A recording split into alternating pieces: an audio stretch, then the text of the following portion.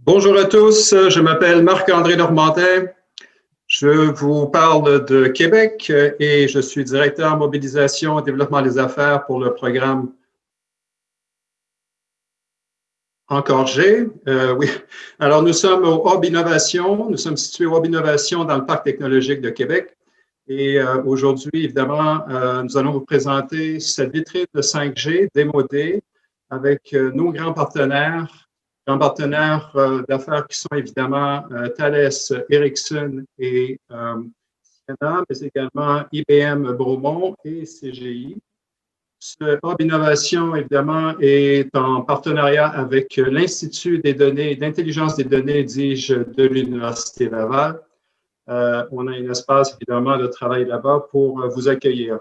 Alors, je vous invite donc aujourd'hui à découvrir avec nous les projets prometteurs des entreprises innovantes qui développent des technologies novatrices 5G, appliquées notamment au secteur des télécommunications, des mines et de l'énergie. Donc, des entreprises basées à Québec, à Trois-Rivières, Rimouski et à Montréal. Alors, voici un peu le programme de la journée. Alors, je vous dresse un sommaire assez rapidement. Alors, je vais vous parler rapidement de la plateforme iPass tout à l'heure. Donc, entre autres, les tests de 5G qui sont gratuits, qu'on offre en partenariat avec Ericsson et Ciena, entre autres. Nous irons à la découverte de PME, donc Ambra Solutions, cette société qui est basée à Trois-Rivières, FlyScan qui est basé à Québec et Rexis de Montréal. Les projets financiers offerts donc seront présentés avec Antoine Auger de Prompt, le directeur principal, et également Mme Michelle Sarchuk de l'ADRIC. Ensuite, nous irons à la découverte de PME. Oui, je fais Audace Technologies qui est basée à Rimouski et Latence Technologies une société de Montréal donc, qui est une start-up principalement basée au Centec, l'ETS à Montréal. Donc, évidemment, une portion de questions et réponses. Et vous aurez par la suite, à la toute fin du webinaire, une salle de réseautage, une sorte de breakout room, ce qu'on appelle, et vous pourrez échanger. Donc, j'invite tous les participants, tous les auditeurs à venir échanger avec les entrepreneurs des différentes entreprises. Alors, sans plus tarder, je vous parle un peu de la plateforme iPass. Alors, évidemment, le programme Encore est un grand programme pan-canadien qui est financé également par le gouvernement du Québec et le gouvernement de l'Ontario. Et en fait, il s'agit d'une plateforme ouverte permettant aux PME et aux startups de développer et de tester gratuitement leurs idées et leur technologie, d'être mieux connectées et évidemment plus performantes. C'est le but de la 5G. Alors, les PME qui accéderont à la plateforme, évidemment, d'innovation iPass, d'Encore pour tester et développer leur technologie avec nos partenaires, Ericsson, Ciena et Thales, seront potentiellement, bien sûr, parmi les premières PME au Canada à commercialiser les solutions 5G qu'elles développent.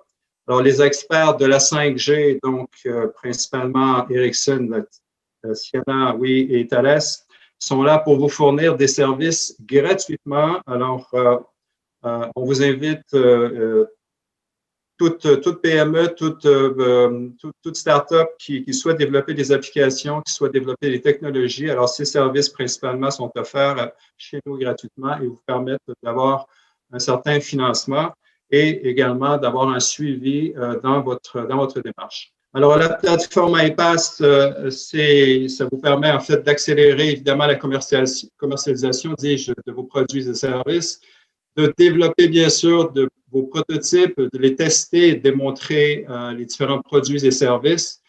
Évidemment, de vous connecter, comme je le disais, avec les partenaires d'Encore et les clientèles de cet écosystème qu'on est en train de bâtir, oui, dans la région de Québec, bien sûr ici, mais également partout au Québec.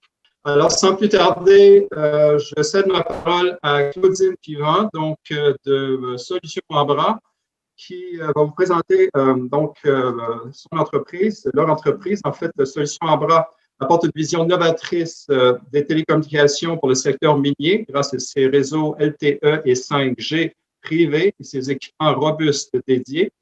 Leur équipe d'experts accompagne chaque jour la transformation numérique des opérations critiques de surface sous terre, notamment dans les mines. À ce jour, Ambra a couvert plus de 400 km de tunnels avec des technologies 4G et 5G. offrant notamment des applications de téléopération, des équipements miniers, de géolocalisation souterraine, des équipements pour les travailleurs. Alors, Claudine? Merci Marc-André, je vais partager mon écran si vous permettez. Donc merci Marc-André et merci encore pour cette opportunité de présenter les solutions que l'on développe chez Ambra Solutions. Donc je suis Claudine Pivin, ingénieure de prévente et architecte de solutions pour Solutions Ambra. Cela fait 13 ans désormais que nous sommes sur le marché des télécommunications à destination du secteur minier. Alors évidemment, il y a 13 ans, on ne parlait pas de 5G, on ne parlait même pas encore de LTE ou de 4G, mais depuis 2017, on accompagne les mines dans l'élaboration de leur réseau de télécommunications privées. Donc qu'est-ce que ça veut dire? Cela veut dire qu'on fournit toute l'expertise en télécom, à la fois RF, IP, donc l'analyse de propagation sur un site, souterrain ou en surface, selon le type de mine, ainsi que toute l'architecture réseau qui l'accompagne. On a mis en place un certain nombre de kits de déploiement, on dit out of the box, nos kits IKEA, qui permettent aux mines de déployer par elles-mêmes le réseau en autonomie. On s'entend que dans des mines isolées à plusieurs centaines de kilomètres de Montréal, il faut une certaine autonomie dans le déploiement. L'objet de cette rencontre concerne plus nos équipements dédiés pour l'industrie, donc LTE et on s'en va vers la 5G. Ce sont des équipements robustes, dédiés au secteur des mines avec leurs particularités et leurs contraintes. Ce sont des développements personnalisés. Évidemment, par la suite, on fournit tout le support après-vente 24/7. Nous avons actuellement des projets au Canada, au Chili, au Mexique, en Finlande. On a effectivement, Marc-André vous le mentionnait tout à l'heure, couvert plus de 400 km de tunnels avec la technologie LTE, et plus d'un millier d'équipements à l'heure actuelle. Et l'un de nos clients nous a mentionné récemment qu'il avait réussi grâce à son réseau LTE souterrain, réussi à automatiser 90% de son processus d'opération. Donc on était très fiers de participer à ce succès-là. Quand on parle de réseau LTE 5G privé, on parle de l'ensemble du réseau, pas seulement les équipements connectés, le smartphone que vous avez dans votre poche, les modems, on a un certain nombre de casques de mineurs qui sont connectés. On parle aussi du 400 tonnes qui désormais roule seul, sans pilote, ou le pilote en tout cas est éloigné. Mais on parle aussi de posséder l'équipement réseau, donc les antennes, les radios, etc.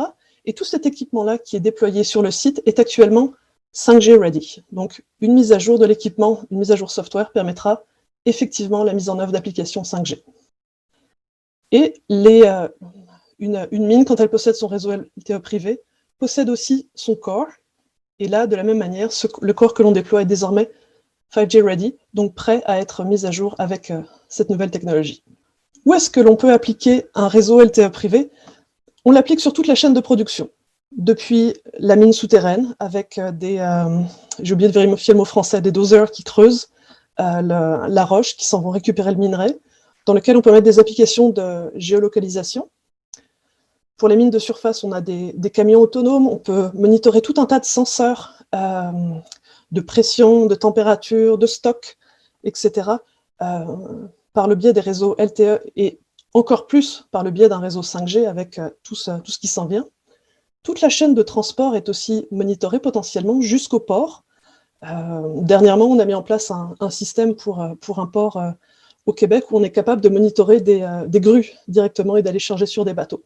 Donc les applications sont sur toute la chaîne de production du secteur minier, depuis le minerai sous terre jusqu'au port d'embarquement. Dans le cadre de ce partenariat avec Encore et Ericsson, ce qui nous intéresse, nous, c'est d'aller tester les performances 5G de certains aspects très précis. Donc d'abord, on va utiliser l'équipement Ericsson, on va utiliser le core Ericsson, on va utiliser l'équipement radio, ce qu'on appelle les nouvelles radios 5G d'Ericsson. Ambra va fournir ses modems. On va utiliser un certain nombre de téléphones du commerce pour tester les performances dans un certain nombre de configurations. L'environnement, c'est celui des labos Encore. Et on est très heureux d'avoir cette équipe qui rassemble des ingénieurs à la fois d'Ambra, d'Ericsson et d'Encore pour vivifier en fait les réflexions, essayer les tests et puis dépasser les limites de ce à quoi on peut s'attendre. Donc qu'est-ce qu'on va vouloir tester? Le 4G, on sait assez bien comment ça fonctionne. On l'a mise en place, on a 400 km de tunnel, on sait à peu près bien. Qu'est-ce qui se passe dans le cas du 5G non standalone, c'est-à-dire le 5G où les données circulent sur un réseau 5G, mais où le contrôle passe encore par le réseau 4G. Ça, il faut qu'on le teste, passer d'une bande de fréquence à une autre. Puis, on va être très intéressé, évidemment, de préparer l'avenir, donc de préparer le déploiement du 5G standalone sans le support du réseau 4G. Et puis d'utiliser, évidemment, toutes les applications du Massive MIMO, la possibilité vraiment de s'adresser à chaque usager et de lui délier la bande fréquence. Donc, on va tester des tests de throughput en uplink, en downlink, avec plusieurs types de streams. On va y revenir tantôt. La latence, évidemment, dans tout ce qui est application critique, est extrêmement importante. On veut parler d'applications en temps réel, puis je vais revenir. On va vouloir tester différentes configurations de trafic. On s'entend qu'un camion autonome devrait pouvoir profiter de l'ensemble du réseau, mais quand on commence à parler de 10, 20 camions avec des caméras, de la télémétrie, des senseurs, etc., le trafic, il faut qu'il soit prévisible et il faut que la latence reste prévisible aussi. On va vouloir tester toute la mobilité, donc le fait de passer d'une cellule à l'autre, éventuellement d'un BIM à l'autre, pareil dans des configurations sans trafic, plus ou moins de trafic, et puis on s'attend à ce que le réseau en fait soit très rapidement congestionné. Évidemment, la 5G est juste un autoroute avec encore plus de voies que la 4G, mais plus on a de voies, plus on les utilise. Donc le réseau, on s'attend à ce qu'il soit congestionné rapidement, et on veut voir jusqu'où il va. Donc, je vous ai dit tantôt, l'équipement que l'on déploie à l'heure actuelle est déjà 5G ready. Mais qu'est-ce que ça veut dire dans la réalité pour nos applications critiques? Critique, ça veut dire qu'il y a vraiment une question de sécurité, de santé et de protection des travailleurs à jour. Il y a aussi une question de production, assurer la production en tout temps. Donc, on va vouloir tester, avant toute chose, la latence. On est déjà très heureux de la latence en 4G, on est capable de faire des applications en temps réel. En 5G, on veut que cette latence reste la même, quel que soit le trafic, quel que soit le nombre de capteurs que j'ai connectés, quel que soit le nombre de camions autonomes, de dozers, de drills qui sont connectés sur mon réseau. On s'attend à des résultats en laboratoire inférieurs à 30 millisecondes, mais définitivement, dans la réalité, on veut que ce soit inférieur à 30 millisecondes. Vous allez comprendre, évidemment, que en cas de problème, en cas de défaut de sécurité, si j'appuie sur mon bouton stop pour stopper mon 400 tonnes, pardon, il faut que la commande passe tout de suite. L'inertie du camion va déjà être difficile à gérer, la réaction de l'opérateur aussi. Donc le réseau ne doit pas interférer sur ce temps de réponse. Il doit être réduit au minimum. On va vouloir tester aussi la transition entre chacune des cellules et chacune des technologies. Tester le handover entre chaque cellule. Ce n'est pas au moment où je dois passer une commande critique ou une commande de sécurité que, parce que je suis en train de changer de cellule, mon camion est plus capable de répondre. Donc, il faut s'assurer, avant de déployer la technologie et de la mettre à on, qu'on a les performances que l'on attend, les performances réseau qui sont précises, qui correspondent à ce que l'on attend et qui sont surtout reproductibles en tout temps, quel que soit le trafic. Pour cela, on va tester le réseau, évidemment, mais on va surtout tester notre modem, le modem que l'on installe sur les camions et sur l'ensemble des capteurs. C'est surtout sur les camions autonomes qui a un impératif d'application critique. Et on va tester effectivement le passage d'une cellule à l'autre pour que ce soit le plus transparent possible, voire complètement transparent pour l'opérateur et pour l'équipement. Ensuite, ce qui va nous intéresser de tester, c'est les applications Massive MIMO. Évidemment, quand on parle de 5G, on parle de capacité de trafic jusqu'à effectivement 10 gigabits par seconde. Dans le cas des applications minières, ce qui nous intéresse le plus, c'est le lien montant. C'est-à-dire que c'est l'équipement qui transmet le plus de données. Dans une application commerciale, habituellement, c'est plutôt du réseau vers votre téléphone. Donc, dans le cas des applications minières, c'est dans l'autre sens. Et en 4G, c'est un design qui est complètement asymétrique. C'est-à-dire que le lien montant est beaucoup moins performant que le lien descendant. En 5G, on a la possibilité de régler la différence entre lien montant et lien descendant. Et on va vouloir s'assurer que le lien montant, qui est le lien critique pour nos applications, soit, encore une fois, prévisible, permette d'automatiser complètement une mine. On parle de dizaines d'équipements, voire probablement presque une centaine d'équipements, des camions autonomes, des drills, des bulldozers, des chargeurs, etc. Plus tout un tas de capteurs qui vont, en temps réel, devoir être monitorables. Les applications que l'on y voit, ce sont des applications notamment de dispatch, la capacité à rerouter des équipements, à les adresser là où le besoin se fait sentir, là où les opérations les poussent, et il y a surtout un requis de sécurité en évitant des collisions. C'est quand on discute avec les miniers et que l'on parle de camions autonomes, c'est vraiment la première question qui s'en vient. Est-ce que vous êtes capable d'éviter les collisions? Oui, avec un réseau qui réagit réellement en temps réel. Donc, avant de mettre à on nos équipements 5G ready, on s'en va grâce au partenariat avec Encore et Ericsson, s'assurer que les requis de sécurité et de protection des travailleurs sont au cœur des réponses du réseau. Oups. Voilà. Si vous avez des questions, je vous invite à nous contacter ou à nous rejoindre tout à l'heure dans les salles de discussion. Merci Marc-André. Excellent. Merci beaucoup, Claudine. Alors, effectivement, il y a déjà une question et effectivement, si Pierre Gravel, si vous pouvez joindre Claudine tout à l'heure dans les breakout rooms, ce serait très apprécié. Alors, immédiatement, donc, on enchaîne avec FlyScan. Donc, FlyScan, une société de Québec qui est gérée par M. Éric Bergeron, qui est CEO et ingénieur chez FlyScan. Donc, j'ai eu la chance de m'entretenir avec eux récemment. Effectivement, une entreprise très intéressante, donc, qui développe une suite de solutions de télédétection aérienne pour la protection des infrastructures énergétiques, particulièrement les pipelines, je crois, et en utilisant une combinaison de senseurs au niveau spectroscopie, imagerie hyperspectrale et LiDAR, et des logiciels, bien sûr, de reconnaissance d'objets, de cartographie. FlyScan permettra aux opérateurs de pipeline de détecter rapidement de petites fuites souterraines ainsi que différents facteurs de risque qui pourraient provoquer des fuites. Alors, Éric? Oui. Bonjour tout le monde. Donc, je vais prendre le contrôle de l'écran. Oui. Donc, vous voyez tous la présentation en mode plein écran? Oui, tout à fait. Parfait. Bon, alors merci de m'inviter. J'ai fait une présentation assez haut niveau, pas très technique. On peut aller dans les questions plus techniques plus tard, puis ceux qui veulent me contacter après pourront le faire. Là, je dois quitter malheureusement pour 15 heures. Mais donc, comme Marc-André vient de dire, FlyScan, comme le nom le dit, on vole et on scanne. Donc, c'est un mélange de remote sensing, d'intelligence artificielle, d'avionics. C'est très complet comme technologie qu'on mélange ensemble pour adresser un besoin de l'industrie qui est présentement non adressé.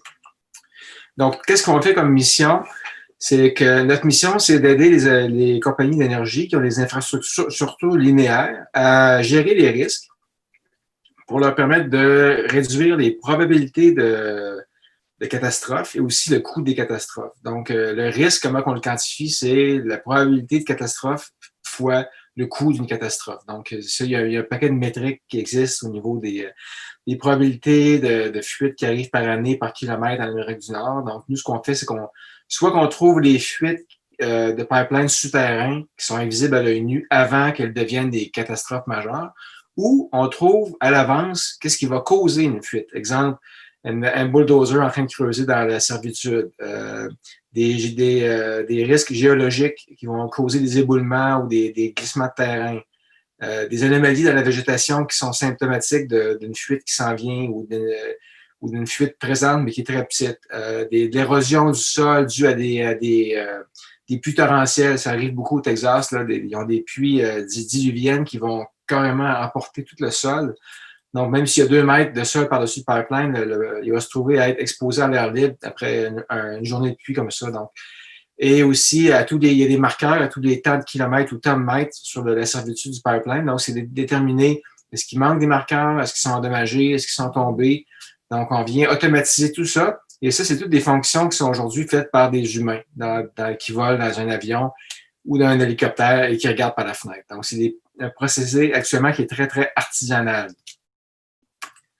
Donc, qu'est-ce qu'on fait? Premièrement, on détecte les petites fuites tôt. Ça, c'est vraiment physique. C'est la physique, c'est soit par spectroscopie, soit par imagerie hyperspectrale. On vient détecter la présence physique, chimique d'hydrocarbures sur le sol, au travers du sol, qui viennent de pipelines souterrains. Donc, c'est vraiment...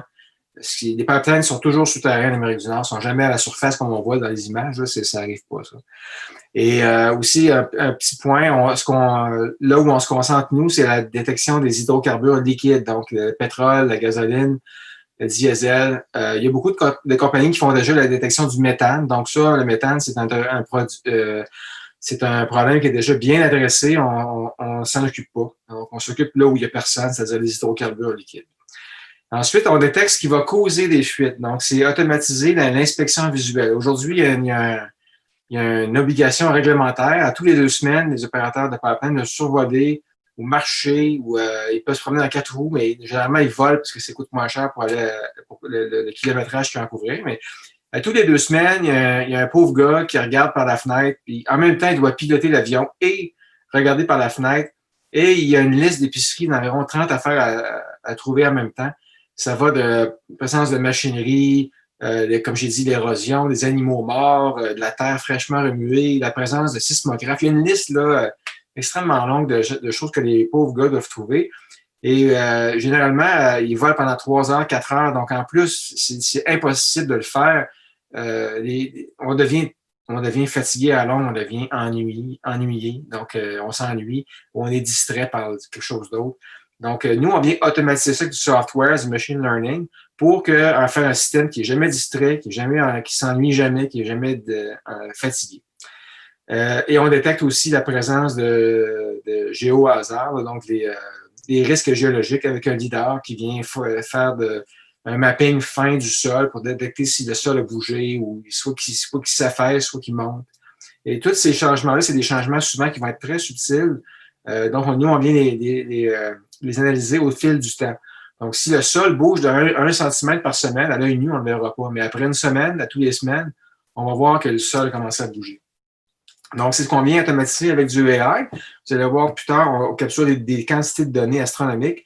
Donc, le 5G, pour nous, devient une façon de communiquer avec la base pendant qu'on vole ou quand on se pose, parce que souvent, on va voler dans les endroits où il n'y a pas beaucoup de bandes passantes. Donc, si on pouvait avoir une antenne 5G dans un village quelconque, bon, on peut au moins downloader les informations qu'on a capturées de façon efficace. Donc, on a 3 plateformes de vol pour la capture des données. Une qui est la Cessna 208 avec le laser ultraviolet. Donc, ça, c'est un laser qui pèse environ 300 kg, qui consomme 2 kW d'électricité. On s'entend que ce n'est pas un système qui va aller sur un drone, c'est de la grosse machinerie. Par contre, ça détecte des molécules de benzène, des traces en parties par milliard. Donc, c'est extrêmement sensible, mais ce n'est pas tous les clients qui vont vouloir payer pour ça. Donc, on a aussi dans la segmentation de marché une version plus abordable avec une caméra hyperspectrale et des caméras visibles qui, elles, peuvent aller soit sur des avions abordables comme un Cessna 172 ou des UAV, là, des drones. On voit ici un exemple, un drone québécois là, fait par la Flamme Aviation, qui est une espèce de mini-hélicoptère Chinook, donc qui peut transporter quand même un bon cargo. Donc, on a une variété de versions en fonction du prix que le client est prêt à payer au niveau du transport et aussi de la sensibilité qui est requise.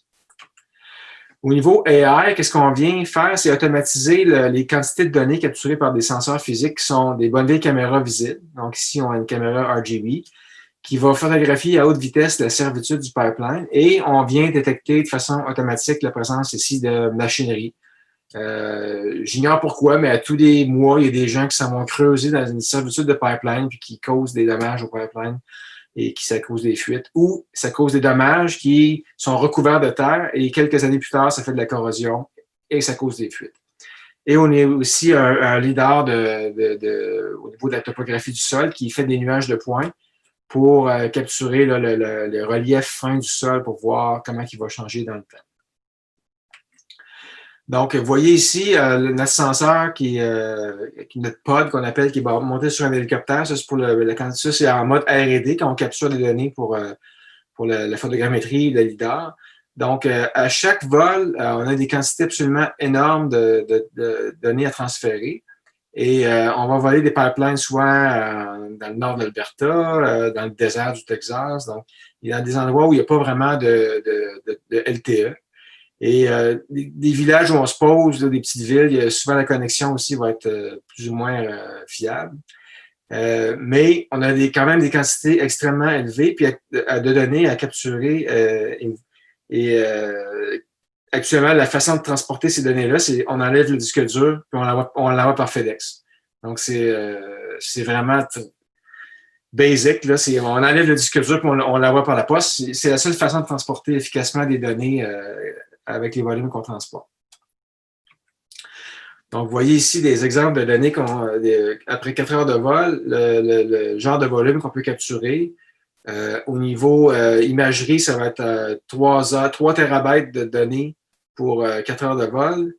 Les senseurs lidar ne sont pas tellement énormes comme quantité de données, mais tout ça monte vite. Puis vous voyez que c'est ça. Si on vole 8 heures par jour, ça va faire 6 terabytes de données.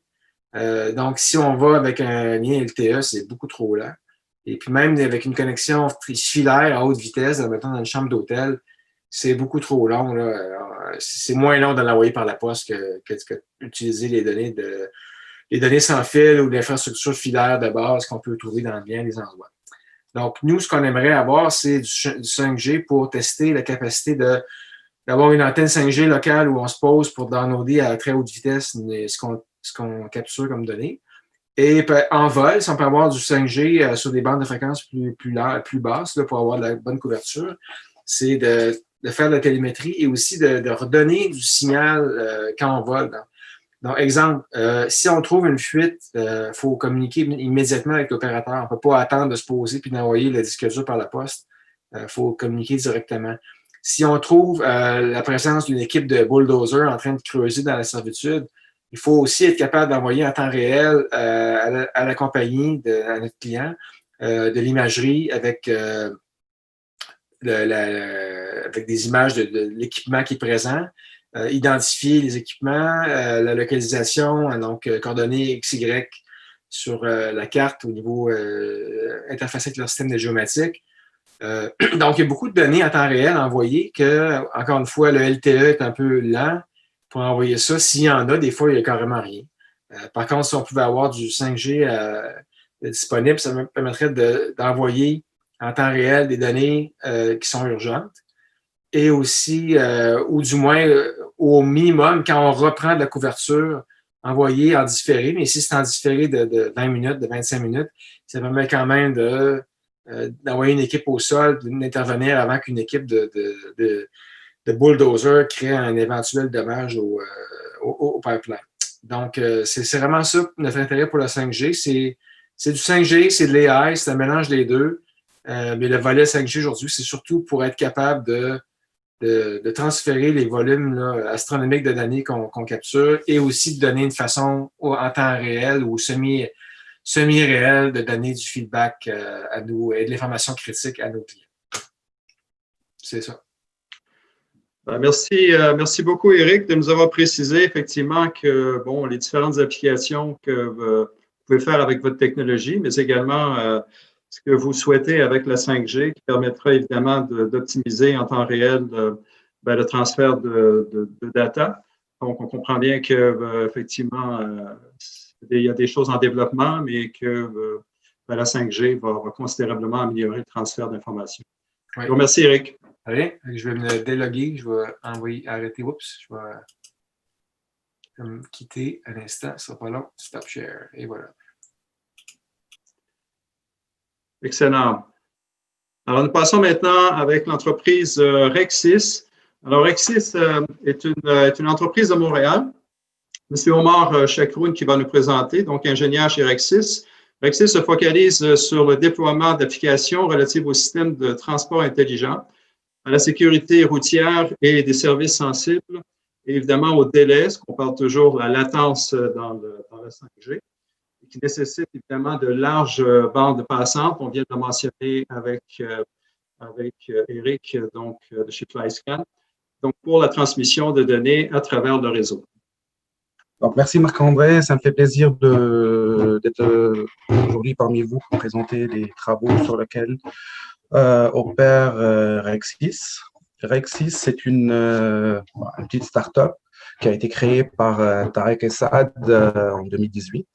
Elle offre des services d'ingénierie, que ce soit en termes de développement logiciel, que ce soit en termes de conception de systèmes des systèmes embarqués, des choses comme ça. Et on est aussi sous-contractant sur des projets de recherche et développement gouvernementaux. Parmi ces projets-là, on opère sur tout ce qui est acceptabilité des conducteurs ou des passagers de la notion d'autonomie dans les véhicules.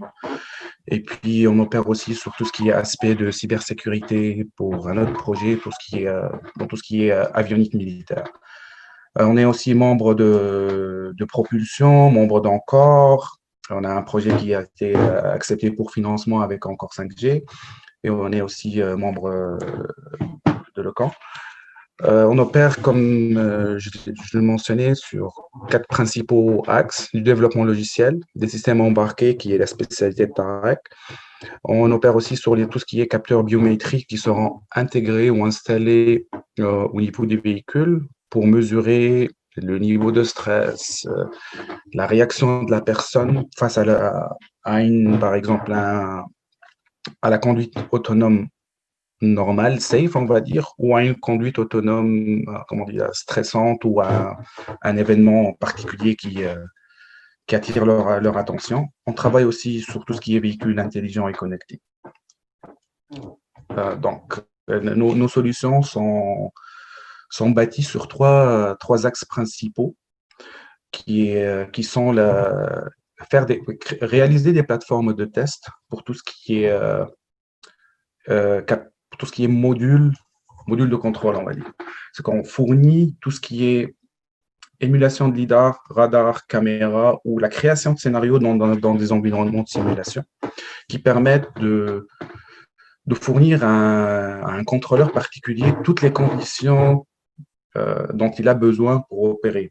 On le fait croire qu'il est dans une situation dans laquelle il voit devant lui un piéton qu'il est à 50 km/h et puis qu'il y a juste 10 mètres pour s'arrêter. On opère aussi sur la 5G pour tout ce qui est communication V2V, V2X en général. Et c'est une évolution normale de la technologie de communication véhiculaire.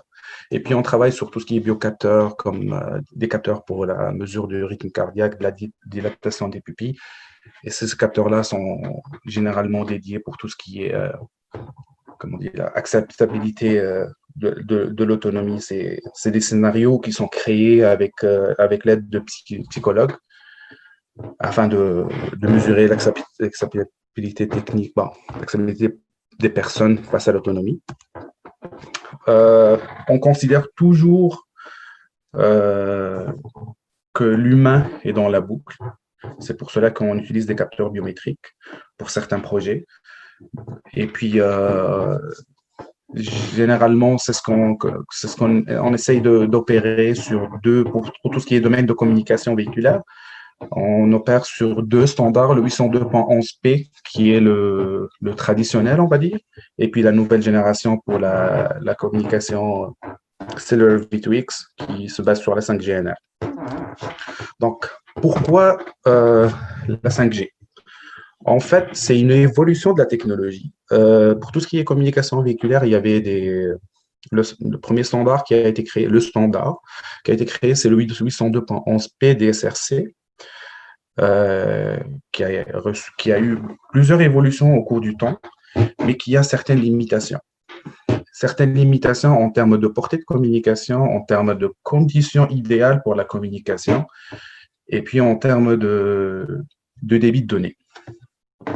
Et puis, ce qui a enclenché le passage vers le C-V2X qui sont sur la base de LTE V2X ou 5G, c'est que les gouvernements ils se sont dit à certains moments, OK, on ne veut plus investir dans l'infrastructure, ça coûte trop cher, ça ne nous intéresse pas d'installer une antenne par intersection, par exemple. À ce moment-là, les manufacturiers de télécommunications, ils avaient déjà la solution, puis ils se disent, OK, nous, on déploie de toute façon des antennes, on va déployer des antennes qui sont à la fois utilisables pour la communication normale, cellulaire ou pas cellulaire, et puis qui peuvent être réutilisées pour la transmission de données émanant de véhicules ou d'objets intelligents comme des IoT, des trucs comme ça. La 5G, elle offre beaucoup plus de performance en termes de débit, en termes d'immunité à la congestion réseau.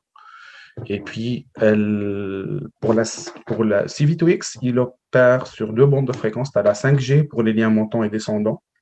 Et puis, tu as le Sidelink. Sidelink, c'est le PC5, c'est le mode 4.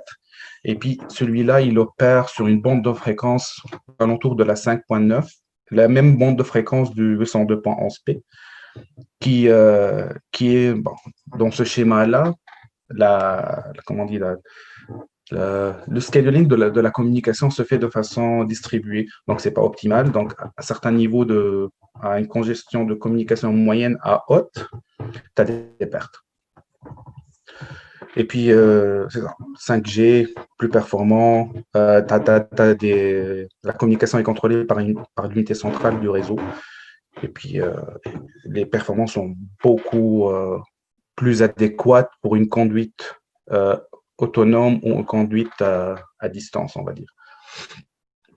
Donc, ça, c'est une représentation de l'architecture de l'application ou des applications qu'on envisage de déployer. Ça va se faire sur 2 principales phases. Sur ce côté-là, on a tout ce qui est réseau véhiculaire, réseau ici Body Area Network, c'est le réseau des capteurs qu'on utilise pour la biométrie. Ça, c'est pas un Body Control Unit, mais c'est une Body Center Unit parce qu'on n'agit pas sur la personne, on ne va pas l'électrocuter, mais on essaye de fusionner les données émanant de plusieurs capteurs dans certaines de ces unités-là afin de présenter une information moins volumineuse et puis qui est plus riche. Puis on les transmet après à travers la 5G ici, entre le routeur et puis le point d'accès de l'Edge Node pour un éventuel traitement au niveau du Edge Node. Et la phase 2, c'est une phase dans laquelle il y aura de l'intelligence artificielle, il y aura des scénarios multivéhiculaires et puis l'intégration du réseau, on va dire, pour mesurer la réponse de la personne. Puis ça, c'est pour cette présentation-là, j'ai fait deux petites vidéos. La première vidéo, c'est une vidéo d'un scénario qui a été fait avec un simulateur Carla, qui s'appelle Carla, qui se base sur un moteur de jeu, et puis qui nous permet ici, par exemple, d'équiper un véhicule avec 6 caméras. 6 caméras qui sont installées. Tu as une caméra en avant à un grand angle, en arrière à un grand angle, et puis on a 4 caméras, 2 de chaque côté, une fait face à l'avant, une fait face à l'arrière, pour créer une vue 360 degrés. Là, c'est juste le scénario de base. Donc, il n'y a pas de traitement, il n'y a pas d'intelligence artificielle, il n'y a pas de détection d'objets à ce niveau-là. C'est juste, ça c'est la première étape afin de fournir à ton contrôleur les informations pour lui faire croire qu'il a vraiment 6 flux caméras qui viennent en même temps, pour qu'il puisse faire ce qui est partie intelligence artificielle ou détection d'objets. La deuxième vidéo, elle est plus poussée en termes de communication. En fait, je pense qu'elle est plus poussée en termes de communication parce qu'on a un scénario multivéhiculaire. On a un véhicule qui est équipé de plusieurs caméras. Bon, une seule vue ici est faite. Vous allez voir qu'il va se crasher parce que je viens de désactiver l'autopilote. Vous allez le voir ici. Et puis, le véhicule est capable reporter sa vitesse, tout ce qui est heading, tout ce qui est événement qu'il subit. Et en plus, il est capable dans ce coin-là, il est capable de détecter des objets, que ce soit piétons, que ce soit véhicules, qui sont dans son chemin avec une certaine mesure de distance. Là, ces données-là sont remontées par un capteur LIDAR émulé, qui est croisé avec des données de l'environnement. Puis, ces informations-là sont remontées sous format de message, comme ici, c'est des Basic Safety Messages. On a implémenté les deux parties. La part 1 qui est sur base temporelle, 10 messages par seconde. C'est le standard 802.11p pour l'instant pour tout ce qui est communication véhiculaire qui définit, puis qui définit le contenu de ce message-là. Et puis les BSM partout, ce qui sont événementiels, ça veut dire que le véhicule est capable de détecter un événement de collision, un événement de dépassement de vitesse autorisé ou un truc comme ça, et puis il est capable d'envoyer un message à des éléments d'infrastructure. En fait, c'est ce genre d'échange-là que nous allons envoyer à travers le réseau 5G pour le balancer dans une entité centrale qui est sur le Edge Compute Node, et puis qui pourra compiler les données émanant de plusieurs véhicules simulés en même temps pour avoir une idée sur le niveau de congestion de la route, proposer des routes alternatives, avertir en cas d'accident, faire des scénarios plus, en premier lieu, vers la safety, pour la sécurité routière, qui nécessite des latences très, très, très faibles. Après, ça sera probablement d'évolution vers des applications plus de services, on va dire. Puis, c'est tout. Merci pour votre attention. Merci beaucoup, Omar. Je précise que vous êtes déjà Rexis, donc une entreprise qui utilise depuis récemment donc l'IPAS. Donc vous êtes membre à part entière dans l'accord, si je comprends bien. Donc vous aurez utilisé dans le développement, un peu comme vous l'avez mentionné, dans le développement de vos applications, vous aurez utilisé la plateforme IPAS. Donc c'est ce qu'on fait un des objectifs. À partir de janvier prochain, on aura accès à ça. Le projet débute officiellement, c'est pour cela qu'on avance un peu à l'avance, on fait de l'avance, puis on fait des protos sur la base de simulation pour au moins collecter quelques données pour être prêt. Excellent. Alors, j'invite les gens tout à l'heure, j'invite les participants donc à venir poser des questions à Omar et Rexis pour avoir plus de détails. Merci beaucoup, Omar, pour cette présentation. Merci. Alors, on va enchaîner maintenant avec les différentes réalisations d'Encore, avec principalement notre directeur Antoine Auger, directeur principal, oui, du programme Encore, qui va vous expliquer les différents avantages d'être membre de notre grand programme Encore et d'utiliser l'IPAS. Antoine? Donc, merci à tous d'être ici. On est super heureux de vous avoir avec nous. Donc, comme vous pouvez le voir, on a plusieurs projets comme celui d'Omar. Vous allez voir BG Latence aussi, qui font partie des entreprises qui ont déjà fait des projets dans le cadre d'Encore et ont réussi, ont été intéressés et ont utilisé les financements qui sont disponibles pour justement faire avancer le projet pour qu'ils soient effectivement 5G ready. Donc, avant de parler vraiment de la partie financement de ce qui est disponible dans le cadre d'Encore, je voudrais vous parler un petit peu de pourquoi vous devrez aussi y participer. Jusqu'à présent, on a plus de 250 entreprises au Québec.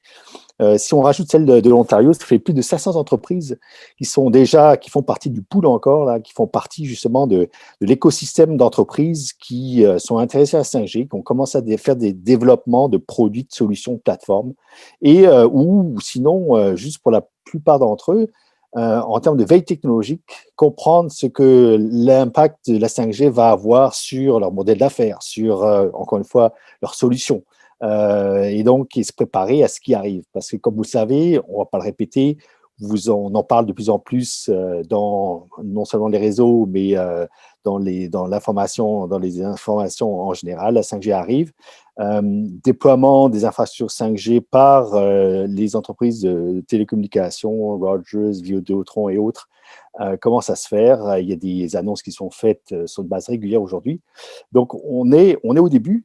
Et donc, l'avantage encore, c'est de vous permettre aujourd'hui de comprendre ce que ça va avoir comme impact pour vous. Donc, pour ça, on a une infrastructure à impasse. Marc-André vous l'a présenté rapidement tout à l'heure. Donc, ça veut dire que l'ensemble des stacks technologiques qui vont former ces réseaux 5G sont disponibles à vous. Vous pouvez les voir, là, vous pouvez les, comme vous avez acheté une voiture, là, voir un petit peu sous le capot, là, ce que ça prend, comprendre l'edge compute, comprendre les protocoles de communication, ce qui vont vous permettre justement en termes de latence ou de débit de données, les ondes millimétriques, les antennes millimétriques qui sont utilisées. Donc, dans ce sens-là, encore, est vraiment là pour, encore une fois, vous faire comprendre comment la 5G va pouvoir vous aider, ou sinon, peut-être en termes aussi pas de conséquences, mais d'impact sur justement votre stratégie de développement de produits et ou de planification justement de roadmap de production, savoir comment vous pouvez vous positionner par rapport à ça. Donc, nous, ce qu'on est là, via encore, on a du financement disponible. Comme vous voyez, on a plus de 10 millions de dollars de projets qui sont disponibles. On a plusieurs appels à projets qui sont faits dans le cadre de ce programme-là qui permettent justement à travailler aussi avec les partenaires technologiques que compose encore. On a eu des partenariats stratégiques. On travaille avec donc d'autres incubateurs, comme par exemple le Zoo dans le côté médiatique de tout ce qui est les événements culturels. On a aussi des accords avec des regroupements internationaux, que ce soit Catapult aux États-Unis et aussi d'autres regroupements en Europe et aux États-Unis. Et nous faisons, comme vous le savez, une cinquantaine d'événements, c'est comme sur une base annuelle, que ce soit sous forme de bootcamp. Il y en a un qui arrive le 15 décembre, donc je vous encourage fortement à y participer, c'est gratuit. Et donc, tout cela pour permettre justement, encore une fois, les PME du Québec à, encore une fois, se positionner par rapport à la 5G et surtout à prendre l'avantage d'avoir cette infrastructure de classe mondiale qui est disponible gratuitement pour vous. Donc ça, c'est comme en plus de l'accès gratuit, le support technique qui est disponible. Donc, comme je vous dis, pour vous préparer, pour comprendre comment ça pourrait vous impacter. Je vais passer rapidement donc à la partie de financement. C'est moi qui en parle? Oui, c'est ça. Donc, encore une fois, si je regroupe les trois aspects importants du programme encore pour les PME du Québec, on fait de l'information, okay? Donc les webinaires, des modèles comme aujourd'hui, c'est gratuit. On permet d'expérimenter. Marc-André en a parlé tout à l'heure, l'accès à Pass, l'accès à l'ensemble des briques technologiques et le support gratuit, les supports techniques, c'est aussi gratuit. On fait des bootcamps virtuels. Le prochain est cédulé pour le 15 décembre dans le domaine IoT. Aussi, c'est gratuit. Il en reste quelques places. Surtout, n'hésitez pas à vous inscrire. Allez sur le site web. On vous fera pas venir les loin tout à l'heure. Et la partie développement, donc pour aider justement les entreprises à pousser un petit peu plus loin leur réflexion, on vous offre des subventions qui peuvent monter jusqu'à 50% des coûts d'un projet. Du côté projet innovation, c'est nous qui les gérons. Prompt, c'est des subventions qui peuvent aller jusqu'à 70 000 $. Donc, ce sont des projets d'une base à peu près de 140 000 $. Et les projets d'adoption, dont on va parler avec notre collègue de l'ADRIC, Michel, tout à l'heure, ces projets qui peuvent monter jusqu'à 500 000 $ avec, même chose, une subvention qui peut être 50% de ce montant-là. Pour les appels à projets, on a aussi, comme je vous dis, des fonds qui sont mis à disposition pour les entreprises directement pour travailler justement avec ces entreprises-là. Et ça va être disponible. Et puis ça, vous pouvez les voir aussi sur le site web. Là, en ce moment, on n'en a pas qui sont ouverts, mais ça arrive. Donc, je vais m'arrêter là. On va être disponible dans différentes salles, mes collègues d'Encore et moi. pour vous permettre justement d'en discuter. Ah, je n'avais pas vu que ma collègue allait présenter la partie 5G adoption, mais je pense que c'est un petit peu plus tard. Donc, Marc-André, je te donne la parole. Merci beaucoup, Antoine. Alors, à nouveau, effectivement, c'est un rappel comme quoi nos services sont gratuits et puis surtout l'utilisation de nos experts de chez nos grands partenaires, donc de Thales, Ciena et Ericsson, donc pour vous encadrer dans vos projets. Nous allons maintenant avec Michel Sawchuk, donc de la DRIC, qui va nous parler des appels à projets, donc les appels à projets d'adoption. Oui, bonjour tout le monde. Merci Marc-André. Vous m'entendez bien? Oui, très bien, merci. C'est bon, parfait. Alors oui, j'aimerais vous parler un peu plus des projets d'adoption. C'est des projets qui sont uniques au Québec. L'Ontario n'a pas ce type de projet-là. Et ce sont des projets qui sont gérés par la DRIC. Donc, moi, je fais partie de l'Association du développement de la recherche et de l'innovation du Québec. Et ces projets comprennent un groupe de PME ensemble qui vont décider de tester des usages, que ce soit de votre produit, votre processus ou un nouveau service que vous voulez mettre en commercialisation. Et c'est en lien, évidemment, avec toutes les technologies qui sont disponibles à l'antenne à Laval ou à l'Université Laval, pardon, ou à Montréal. Rapidement, quelques lignes directrices sur nos projets et je serai disponible, bien sûr, là, pour répondre à vos questions par la suite. Il s'agit d'un programme de financement pour les entreprises et les organisations qui sont établies au Québec. Alors, on parle de PME, donc 500 employés et moins, qui peuvent recevoir une contribution financière jusqu'à 50% de vos dépenses admissibles. On parle surtout de salaire, des personnes qui vont travailler sur votre projet, d'un cas d'application que vous vouliez tester. Et votre contribution à ce moment-ci, c'est très intéressant parce qu'on parle de in-kind. Donc, on parle du temps que vous allez mettre dans le projet. Vous n'avez donc pas de sortie de fonds, si on peut dire, pour accéder à ce programme. Les projets qui sont priorisés sont ceux qui impliquent plusieurs partenaires. Alors ici, quand je dis plusieurs partenaires, c'est 3 PME et plus, avec un utilisateur final qui peut être une ville, un bâtiment, une usine, une mine, peu importe, donc qui accepte de tester votre projet en réel avec les capacités de la 5G. Il y a aussi les centres de recherche qui peuvent être admissibles aussi à recevoir une petite partie de financement également. Nous, à la DRIC, ce qu'on fait, c'est qu'on vous aide à monter le projet, autant dans les aspects technologiques, le bonifier, aller faire des appels à de nouvelles PME, par exemple, qui pourraient être intéressées à participer à votre projet, mais aussi en termes de la gestion du projet, le montage financier. Et tout ça se fait dans je vous dirais, de façon très agile et assez rapide. On a une équipe à l'interne, à la DRIC pour ce faire. Et l'évaluation a lieu dès qu'on reçoit votre avis d'intérêt préliminaire. On vous appelle, on discute avec vous. Et si tout est conforme, un évaluateur de projet, l'évaluation du projet se fait par 3 évaluateurs indépendants. Et je vous dirais qu'habituellement, entre environ 1 mois, 2 mois maximum, votre projet peut déjà démarrer. Maintenant, j'aimerais vous parler des secteurs qui sont priorisés pour les projets d'adoption.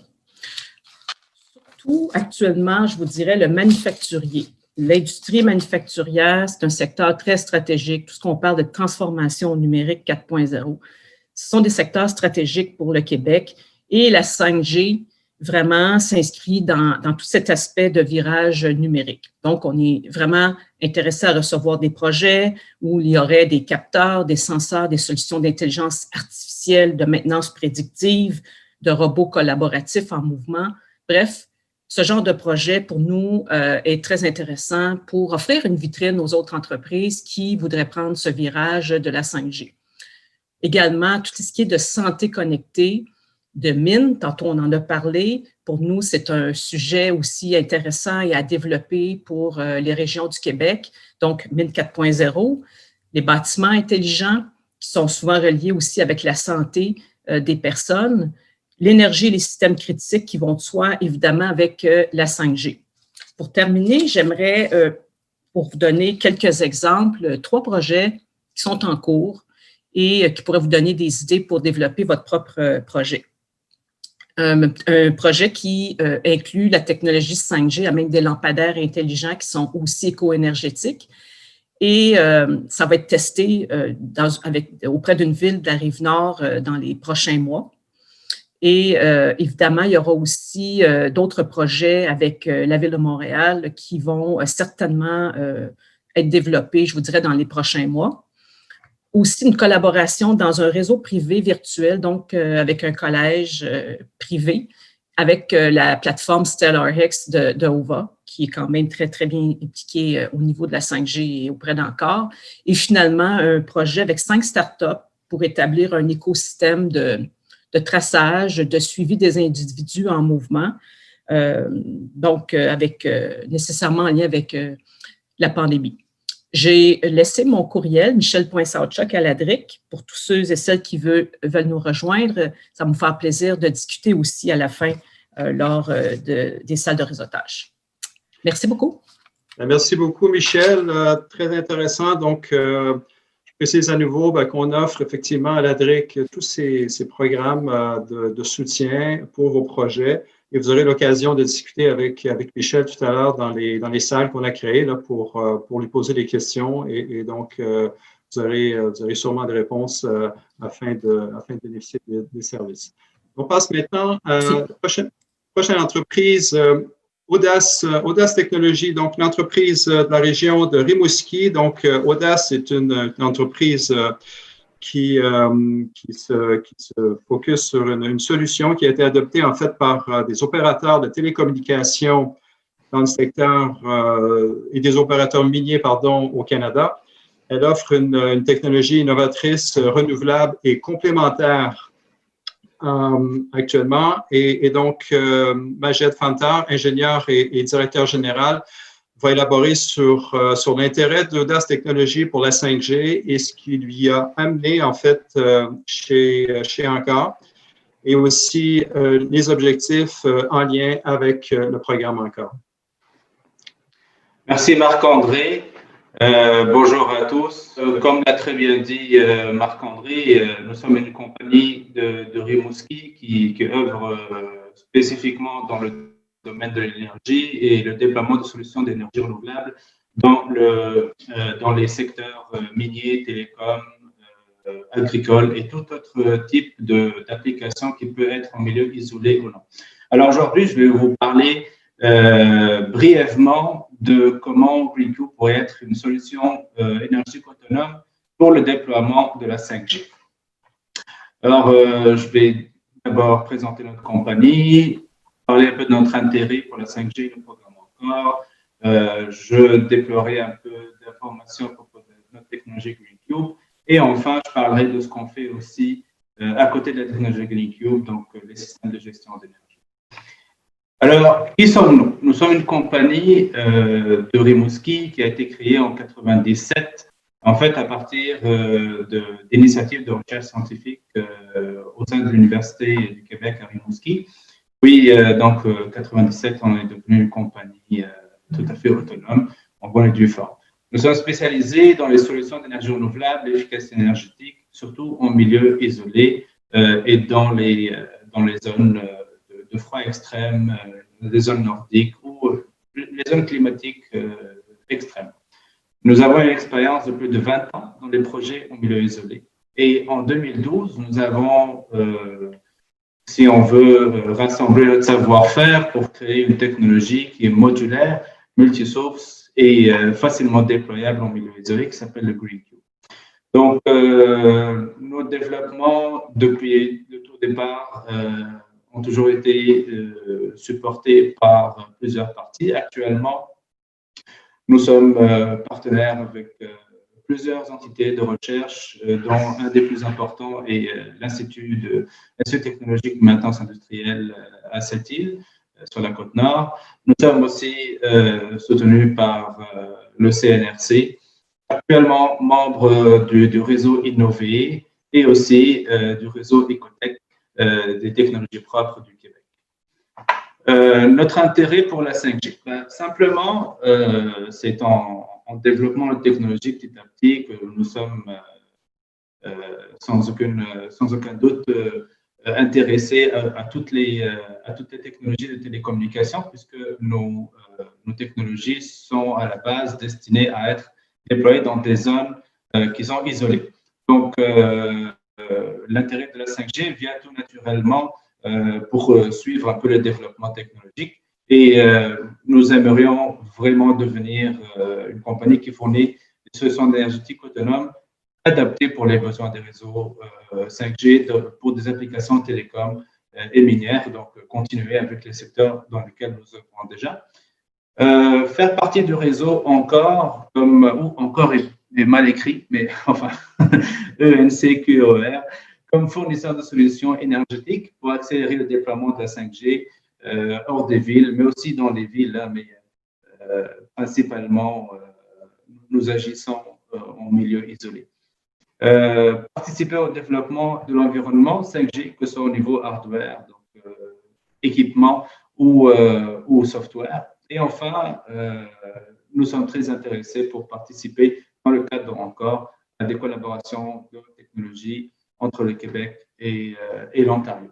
Donc, actuellement, nous sommes un peu nouveaux dans le domaine de la 5G. Nous découvrons encore petit à petit grâce justement à notre intérêt pour le programme encore, mais nous avons l'ambition de vraiment intégrer ces technologies-là dans notre offre le plus tôt possible. Alors, GreenCube, rapidement, donc c'est une solution technologique multisource qui est basée sur le solaire, l'éolien, un stockage d'énergie par batterie, qui intègre surtout, donc, et c'est ça l'innovation, un système autonome de gestion de l'énergie. Donc, et ceci fait partie de notre brevet qui a été émis en 2017. Les stations GreenCube ont été à la base créées pour remplacer les génératrices diesel qui étaient vieillissantes et qui nécessitaient un renouvellement, donc un remplacement par des nouvelles unités. Les GreenCube peuvent présenter parfaitement une solution équivalente de remplacement qui est justement donc, propre, silencieuse, qui est sécuritaire, qui est agile parce que modulaire et surtout durable. Alors, ce sont des unités qui sont principalement fabriquées autour d'une structure en aluminium qui est durable et léger. L'architecture est toujours la même, c'est basé sur notre brevet, mais tout le système est totalement configurable aux besoins du client. Finalement, donc, c'est une solution qui est aussi mobile, donc on peut très bien la transporter n'importe où, on peut l'installer rapidement, puis on peut aussi l'embarquer rapidement sur un camion et partir avec. Comme vous avez vu sur une des photos, sur les premières slides, et il est très facile aussi de les transporter par hélicoptère. C'est parfaitement certifié pour des transports par hélicoptère ou même par des petits avions dans des milieux inaccessibles. Et enfin, c'est surtout une technologie connectée parce qu'elle permet donc un monitoring continu en temps réel, mais aussi un contrôle continu qui permet d'affiner les méthodes d'optimisation énergétique, de coupler ou d'activer certaines parties du système et même à agir sur l'optimisation énergétique des charges qui sont branchées au système GreenCube. Donc, GreenCube aussi, c'est toute une gamme. Donc, à travers le temps, nous sommes adaptés petit à petit aux différentes applications possibles et actuellement, nous offrons sur le marché 4, si on veut, modèles qui sont en fait tous identiques au niveau architectural. C'est uniquement la taille et la capacité d'alimentation qui changent, dépendant du type d'application, dépendant de la criticité de l'application, etc. Donc, ça va. Notre produit, si on veut, ou notre modèle le plus répandu, c'est le GC6. C'est lui qui a été développé dès le départ, puis on essaie de l'améliorer. Et le GC Max, c'est un peu une sorte de super GC6 avec plus de panneaux solaires, plus d'éoliennes, plus de batteries. On peut stocker jusqu'à 2 MWh de batterie là-dedans, avec aussi une génératrice diesel, si on veut, une génératrice d'appoint. Donc, dans l'autre sens, donc, on rétrécit petit à petit. Donc, nous avons le GC Mobile, qui est si on veut, une batterie sur roue équipée de panneaux solaires et éoliennes aussi, très facile à déployer et à utiliser par n'importe qui. Ça ne prend pas un diplôme d'ingénieur ou une certification particulière pour opérer le système. Et enfin, le système GC Volt et notre plus petite configuration, il est plutôt destiné pour des applications critiques qui ont une consommation d'énergie plutôt limitée, toutes petites, mais qui sont très critiques. Donc, nécessitent non seulement un système de grande capacité qui peut capter et garder l'énergie longtemps, mais aussi un système qui peut être connecté, qui peut renvoyer à tout moment, avec un coût dérisoire, l'information par rapport à l'état de fonctionnement ou l'état d'alimentation de cette charge critique. Alors, quelques exemples d'applications, et elles sont nombreuses. En 22 ans, on a fait des choses, mais parmi nos clients, donc, nous avons eu l'armée canadienne comme client, nous avons eu différentes minières, Parc Canada. Nous avons aussi exporté au Sénégal, au Mali, pour des centres, pour des parcs animaliers, pour des écoles, pour des meubles administratifs. Donc, le système est vraiment versatile. Il peut opérer que ce soit dans le Grand Nord ou dans le désert africain, avec des petites charges ou des grandes charges. Il n'y a aucune différence pour nous. Il y a toujours une solution pour tout type de problème. De plus, vous voyez sur certaines photos qu'il y a 2 unités côte à côte. Et notre système est parfaitement modulaire. Il peut aller jusqu'à des micro-réseaux comprenant jusqu'à 20 unités. Donc, toutes contrôlées indépendamment, mais constituant un réseau intelligent d'énergie. L'autre chose qu'on fait à côté des systèmes GreenCube, c'est tout ce qui est gestion décentralisée de l'énergie, optimisation du flux énergétique, optimisation de la consommation d'énergie. Donc, à partir du brevet de GreenCube, nous avons donc dérivé une technologie unique d'optimisation énergétique dans les usines, les fermes, les mines. Il y a un développement en cours actuellement pour mieux exploiter l'IA, même si on a commencé à intégrer les principes d'intelligence artificielle voilà quelques années avec des unités de calcul, mais aussi des unités de captation de données qui sont un peu décentralisées.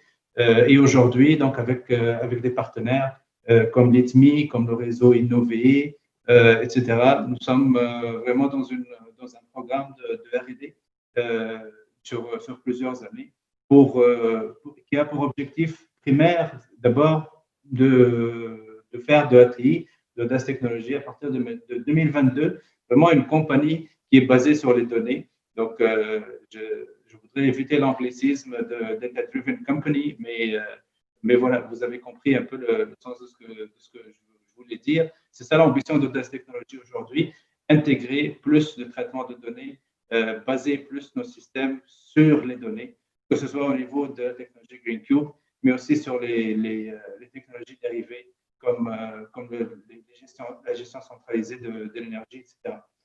Alors, bien sûr, il y a la possibilité de profiter de la 5G pour améliorer encore plus le système. Dans des sites miniers, nous pourrions déployer nos unités de manière tout à fait décentralisée et le réseau 5G nous permettrait d'améliorer les calculs de manière décentralisée, offrir plus d'autonomie, de contrôle des flux d'énergie, plus de possibilités aussi de collaboration entre les différentes unités déployées.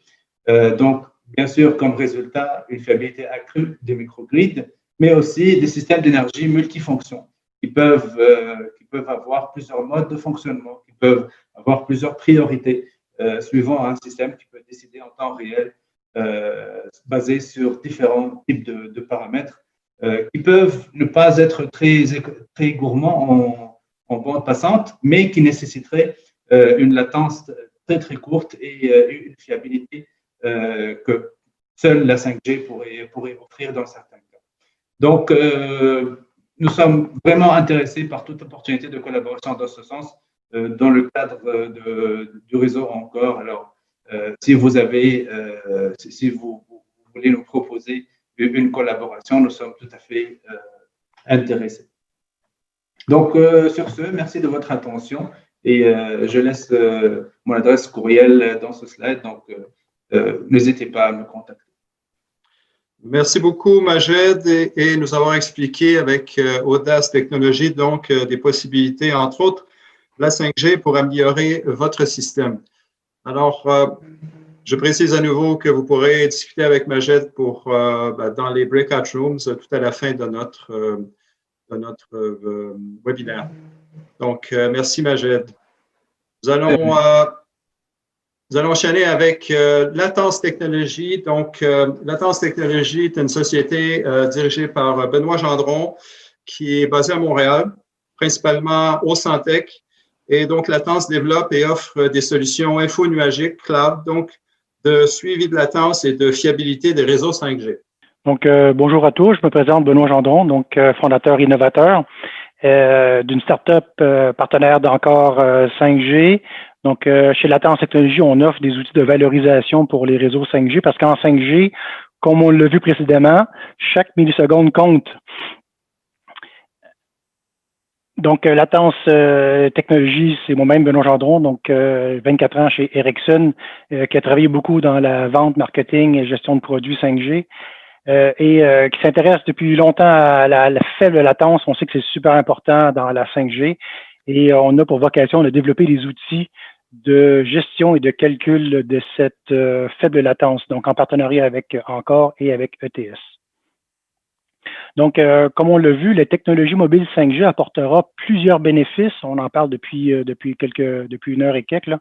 Donc, une bande passante multipliée par 10, une très haute fiabilité qui permettra maintenant des vrais usages industriels et des temps de réponse divisés par 5 par rapport à ce qu'on a aujourd'hui. Donc, c'est là-dessus, pour nous, pour moi, qu'il y a une vraie rupture technologique. Parce que la bande passante par 10, ça fait des années qu'on augmente la bande passante, mais là, le temps de réponse, la latence très, très faible, c'est la vraie rupture technologique des réseaux 5G. Donc, pour ceux qui ne sont pas familiers, qu'est-ce que c'est que les temps de réponse et la latence? Bien, c'est le temps que prennent des données pour traverser le réseau. Donc, ici, on voit une latence de 3 secondes entre un robot connecté en 5G et des serveurs d'entreprise.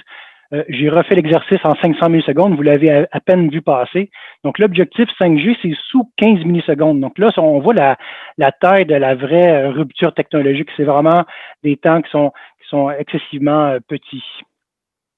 Donc, cette très faible latence permet de nouveaux usages, principalement industriels, parce qu'entre vous et moi, pour notre téléphone, smartphone 5G, on n'a pas besoin de 15 millisecondes, mais pour l'industrie, il y a beaucoup de besoins, il y a beaucoup d'intérêt.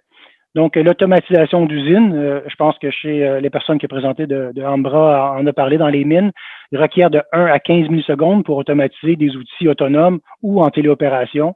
Des lunettes à réalité virtuelle qui pourraient assister un employé dans sa tâche, qui requiert de 5 à 10 millisecondes. Des pelotons de camions, je pense qu'il y a aussi un autre exemple, là, qui se suivent de façon très, très rapprochée, totalement autonome, ou encore de la téléopération, de la télémédecine. Donc, tout ça montre qu'il y a un intérêt marqué par les industries de type 4.0 pour la connectivité 5G.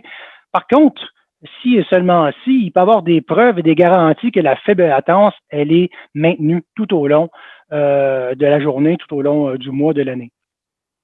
Donc, le défi des opérateurs mobiles, c'est de monétiser cette faible latence et cette haute fiabilité. Donc, eux, ils veulent mettre en place des contrats de service dans lesquels il y a des exigences qui répondent aux besoins du use case, aux besoins des industries. Et bien sûr, ils veulent aussi avoir des outils pour faire la valorisation et le suivi. Et on pense qu'ensemble, ça va leur permettre d'augmenter leurs revenus puis avoir de nouveaux clients industriels. Donc, chez Latence Technologies, ben, on se concentre sur la partie outils, valorisation et suivi. Les industriels ont aussi un certain nombre de défis avec la technologie 5G, donc capable d'avoir des garanties de service, ce que je viens d'expliquer.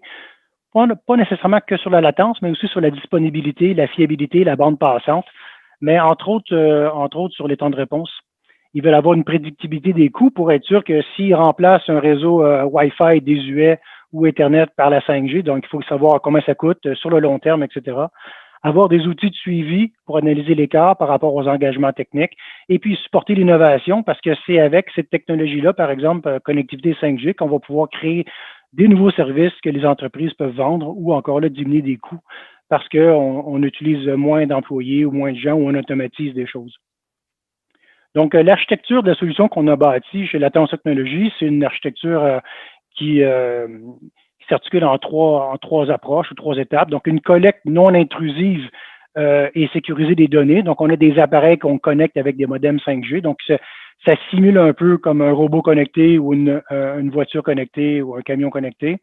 On va chercher aussi des données directement du réseau. Et je vais montrer un peu comment on fait ça. On stocke les données à la fois temps réel et historique. On utilise des outils d'apprentissage machine pour en faire l'analyse. Et après ça, on présente les données de différentes manières selon les besoins des clients. Donc, un peu plus de détails pour ceux plus techniques. Donc, on voit le réseau 5G ici avec les différentes sections du réseau. Donc, on a des points de collecte divers et variés. Donc, bien sûr, autour des devices, vers les serveurs, on a des points de collecte sur le edge. On peut collecter et faire de la corrélation en temps réel et traiter les données et analyser les données de différentes formes.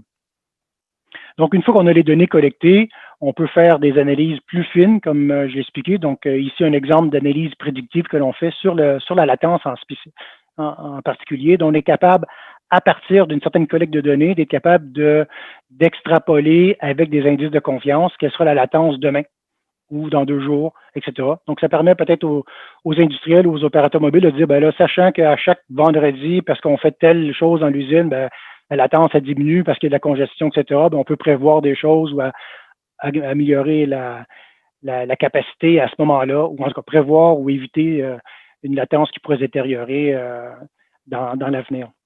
On travaille aussi sur des outils de décomposition analytique de la latence. Donc, pourquoi on a des pics? Donc, d'où elle vient, cette latence-là, ce temps de réponse? Donc, on voit ici 22% c'est la propagation, 26% la transmission, et puis on peut avoir des outils comme ça pour essayer de faire un peu du deep dive pour comprendre comment ça fonctionne. Donc, voilà le réseau qu'on a mis en place avec Encore. Donc, merci encore au partenariat avec Encore de nous permettre d'avoir fait ça. Donc, on a mis en place des outils de collecte sur le réseau Encore à Montréal et à Québec et sur le Edge, donc avec le partenariat Ciena qui met en place le Edge 5G. Donc, on a des machines virtuelles sur lesquelles on a mis des points de collecte. Et tout ça passe par le réseau Cœur 5G Ericsson à travers l'Internet et à travers des outils de collecte qu'on a mis en place sur un cloud Azure. Donc, ça fonctionne comme ça. Mais sans plus tarder, je vais vous faire une petite démonstration en live. Hop. Donc, on a ici le réseau Encore. Est-ce que vous voyez ma démonstration? Oui, tout à fait. Oui. C'est vrai, Marc, merci de confirmer.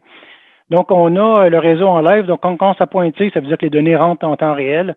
Donc, à partir du dispositif ou d'un device connecté au réseau 5G, soit sur un modem ou soit sur un téléphone intelligent. Donc, on peut mesurer le temps de latence entre le device et des serveurs qui sont sur le cloud. Donc, ils représentent des serveurs qui pourraient être dans l'entreprise ou dans une mine, là, comme on a vu.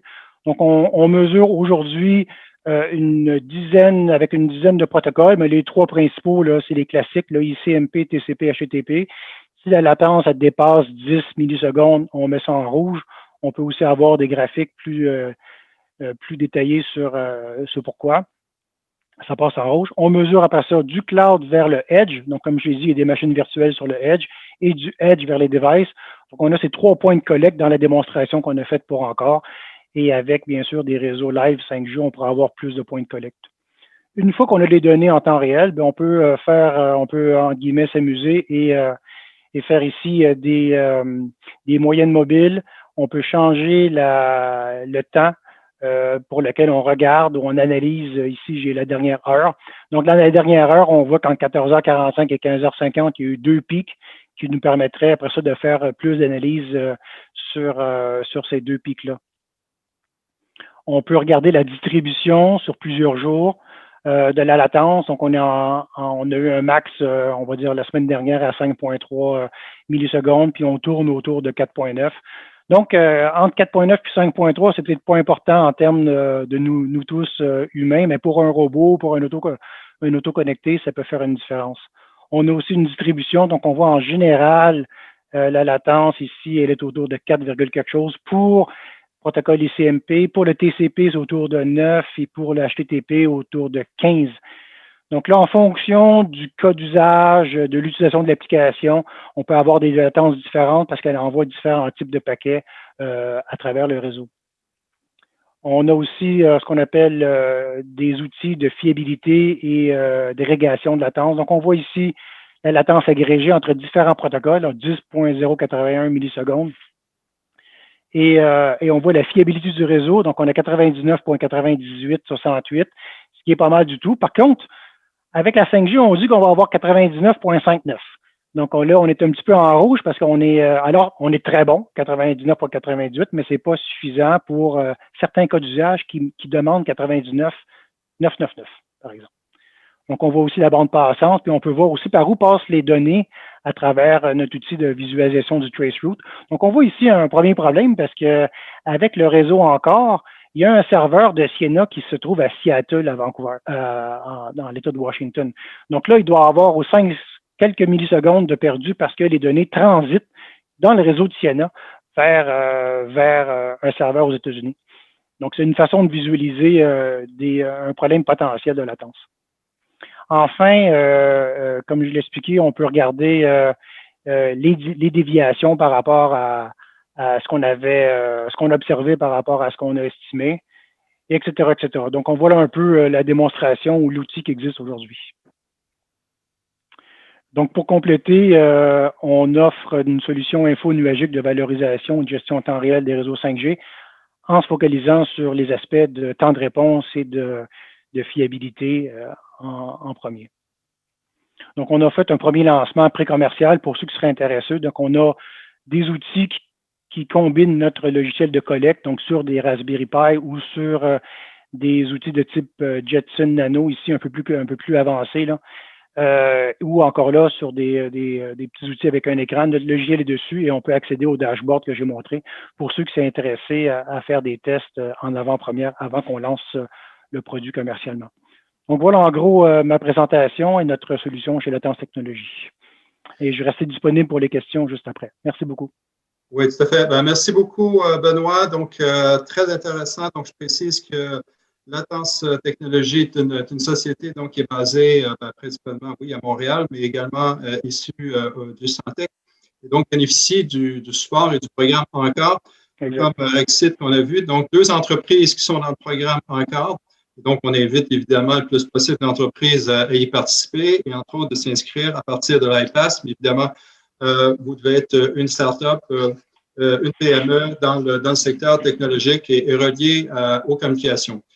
Alors, voici tout simplement, c'est pour remercier tous nos partenaires et conférenciers et participants à notre vitrine 5G qui vous parvenait entre autres, bien sûr, de Québec, du Hub Innovation où est situé des installations de Encore et ce fameux iPass dont on parlait et le Edge Compute et nos équipements un peu plus techniques.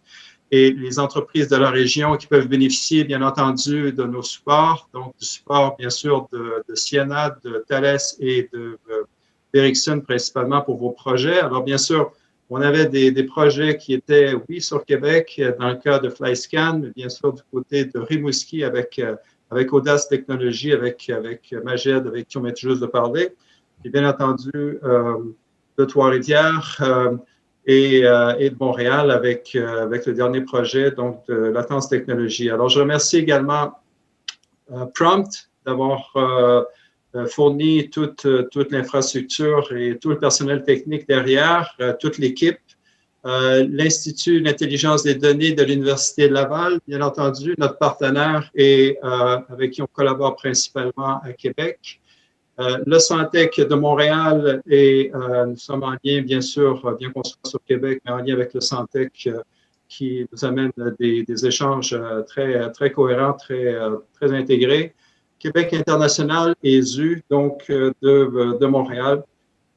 Et donc, merci encore pour votre participation. Et je souligne tout simplement, c'est que Prompt organise et encore, bien sûr, un bootcamp qui est le 15 décembre prochain. Alors, ce sera une occasion pour vous de découvrir un peu plus sur une technologie donc d'IoT, donc d'Internet des objets, et donc de devenir un iPass en vous inscrivant et en souhaitant évidemment que vous puissiez emboîter le pas avec nos projets chez Encore. Alors, encore une fois, merci et bonne fin de journée à vous.